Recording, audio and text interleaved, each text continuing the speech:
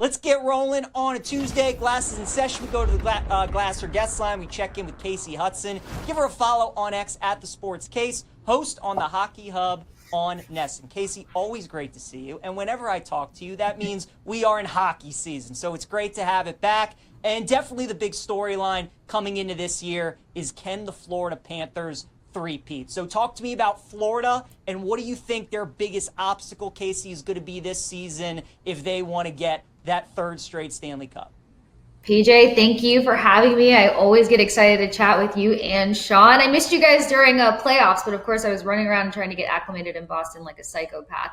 But yes, the season is finally upon us. The big question being, will the Panthers be that team? I know a lot of friends from Tampa Bay are saying, do not say it, which I won't, because we have two things that we have to worry about with this team right now. Not having Barkov in the mix, not having Tkachuk in the mix. These are two major injuries that, can kind of change a little bit of the DNA of this team. I think that that's probably their largest obstacle, just upon the return, more than likely, of Matthew Tkachuk. But we've seen some movement take place with their training camp lines, and you're talking about this team that actually heavily relied on the production of their third line, Lucieranen being one of them, Lundell being another one. And then, I don't know, the sample size that this team got from Brad Marchand and what he did in the playoffs. So the ability of moving these guys around, almost making your third line your second line, just to make sure that there's no kind of gap in production there. I think the Panthers are going to be fine. That first year that they ended up going and grabbing their Stanley Cup, they had an ugly start to the season. And I mean, questionable play from Bobrovsky. And then all of a sudden they turned into this electrifying team that was hard to play against and ended up going to a Stanley Cup final. So I would say the injuries are their biggest obstacle, but I don't think it's that concerning. I think we're going to see that depth that we have often seen out of this team over the past 2 years. And it also comes into play about Paul Maurice being a really quality coach for a team such as this. No doubt. Florida 11-1 right now on BetMGM to win their third straight Stanley Cup. Kasey, looking at the offseason, if you had to point to one player acquisition, maybe a team getting a new head coach, what did you think was the most impactful move that a team made in your eyes as you look through all the teams right now?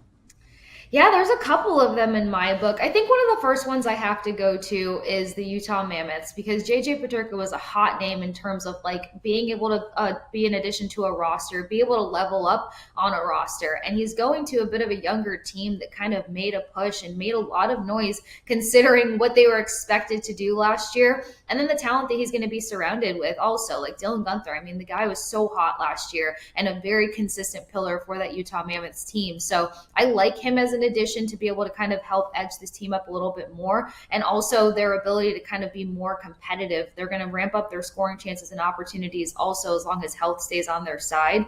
From the coaching perspective, I don't think you can look away from Tocchet.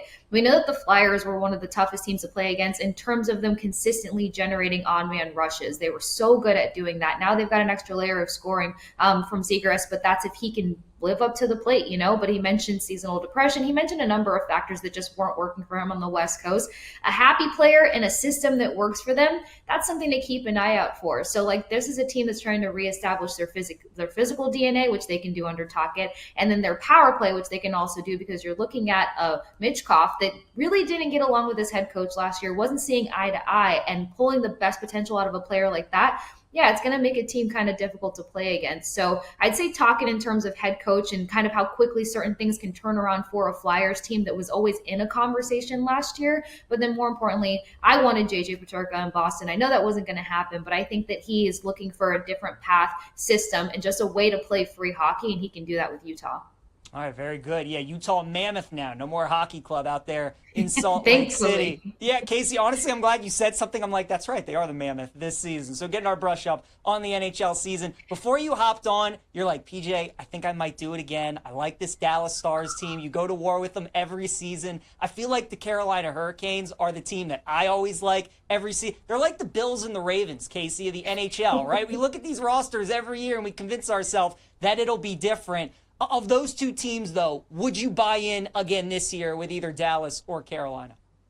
Oh, yeah. I mean, we said it off camera. Like, I've gone to bat for Dallas for 3 years now, and just want to see great things for them, especially with the addition of Mikko Rantanen. And we all loved Rantanen's revenge in the postseason.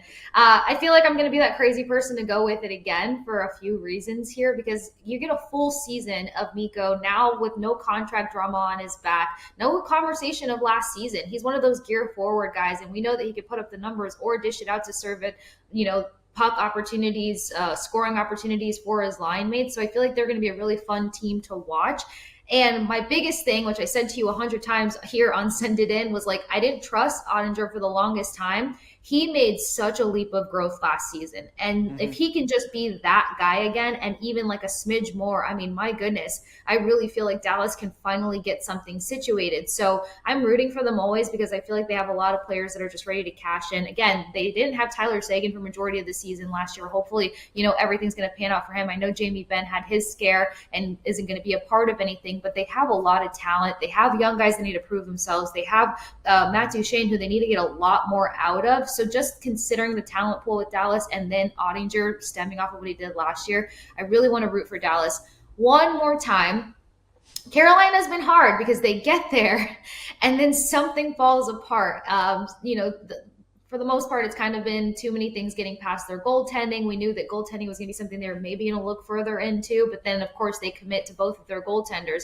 Then you add Ehlers to the mix. Well, he's unignorable. So some of the talent that they have over there, I feel like maybe this is the year for them to finally push through, but it's just been tough. Like, if I had to choose one over the other, I feel like I might trust Dallas just a smidge more than Carolina, because something just falls apart with Carolina every single time. But they have high expectations now, adding Keandre Miller to their back end for one. But then you've got two significant defensemen that are no longer a part of the mix over there. Gostisbehere has been tremendous. Sean Walker was a hot commodity sitting at +9 when he was being evaluated to come out of Philadelphia. So I feel like they have a lot of good pieces, them being Carolina. And I don't think Ehlers would have chose over there if he didn't think that they can make a deep run, if not make it to the Stanley Cup final. But we have to see how they do collectively with chemistry, because sometimes it just heavily becomes reliant on one line getting the job done, regardless of how much talent Carolina tends to have. And that's part of what's hindered them from pushing through in the postseason.